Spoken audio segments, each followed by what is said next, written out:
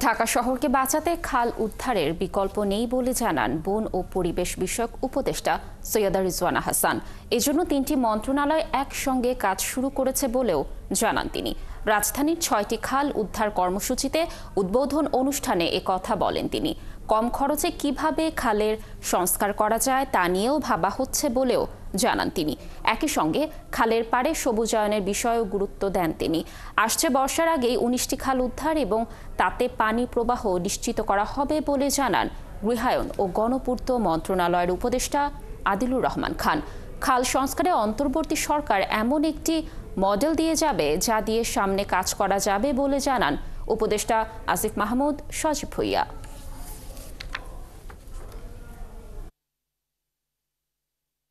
খালগুলো হবে প্রাণ কেন্দ্র, খালে প্রাণ থাকবে।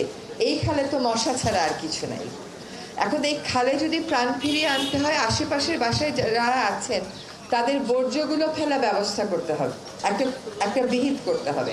বর্জ্য ব্যবস্থাপনা সেটাও আমরা খেয়াল রাখছি কিভাবে করা যায়, এবং তার পাশাপাশি আমরা স্থানীয় জনসাধারণের মধ্যে সচেতনতা সৃষ্টি করতে চাই, যেন যেখানে সেখানে যে কোনো কিছু ফেলে দিয়ে যেন ড্রেনেজ সিস্টেমটা বন্ধ করে দেওয়া না হয়।